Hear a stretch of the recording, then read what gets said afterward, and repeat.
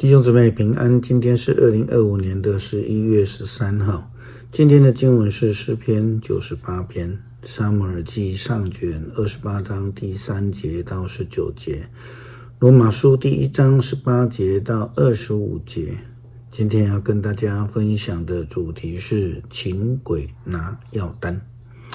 请鬼拿药单是一句台湾话的俗语，意思就是说乱求错了，事情呢反而更糟糕，适得其反。基督徒、犹太人应该，或是说那一些自称选民的人都应该知道，有事情就要向上帝祷告，向上帝来诉求。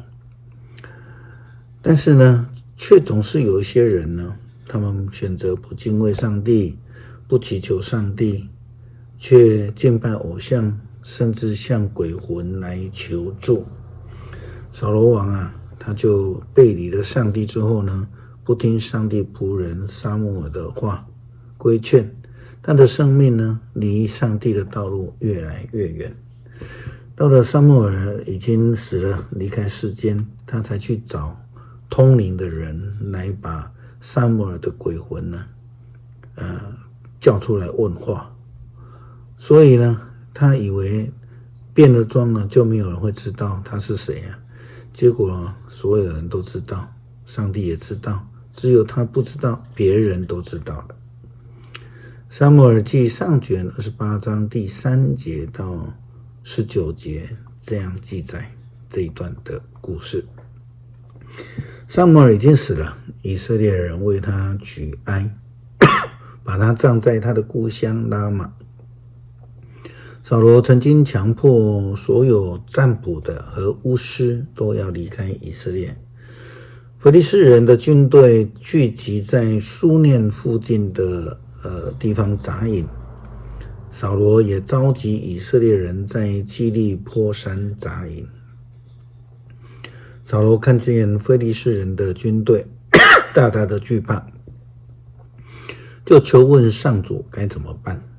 但是呢，上主既不借着梦，也不借着巫灵，也不借着先知来回答他。于是扫罗命令臣仆说，替我找一个巫婆，我要去问他。他们说在隐多尔有一个。于是扫罗改装衣服，在天后之后跟着2个随从去见那女人。扫罗对他说，请为我求问亡魂，告诉我将要发生的事，我指定一个人，你把他的魂招上来。那女人说，你一定知道扫罗王做过的事他强迫占卜的和巫师都要离开以色列，你为什么想要陷害我，使我丧命呢？扫罗对他发誓说，我指着永生上主应答你，你一定不会为这个事受到惩罚。那女人问，你要我招谁来呢？扫罗说，撒母耳。那女人看到撒母耳的时候，她惊叫起来，对扫罗说，你为什么要戏弄我？你就是扫罗王扫罗王就对他说，不要怕，你看到了什么？女人回答，我看见一个像神明的人从地里上来。扫罗问，他长相如何？女人答，是一个老人上来，他穿着长袍。扫罗知道那就是撒母耳，就恭敬地俯伏在地上。撒母耳问扫罗，你为什么烦扰我？为什么召我上来？扫罗说，我有大灾祸了，非利士人要跟我打仗，而上帝已经离弃了我，他不再借着先知，也不借着梦回答我，所以我才请你来告诉我该怎么做。撒母耳说，既然上主离弃了你，成了你的敌人，你为什么还要招我呢？上主向你所做的已经是借着我的口告诉过你了，上主已经夺去你的王国，把它赐给了大卫，因为你违背了上主的命令，没有把亚玛力人和他们所有的一切全部消灭。所以今天上主这样对待你，他要把你和以色列人交给非利士人。明天你和你的儿子会跟我在一起，上主也会把以色列的军队交给非利士人。扫罗王啊，他就是一个没有追求上帝公义的人，就如同保罗他也写信给罗马教会的基督徒，提醒他们，上帝怒对不虔不义的人。因为追求上帝救恩的人呢，就必须要学习上帝的公义以及慈爱怜悯。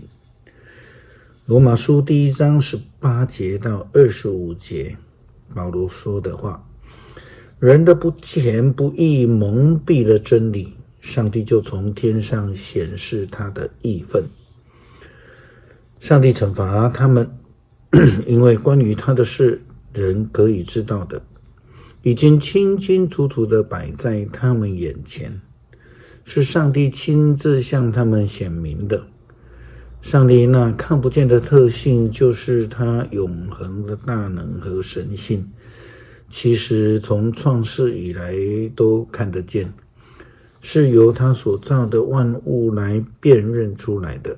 所以人没有什么借口，他们虽然知道上帝，却不把荣耀归给他，也不感谢他。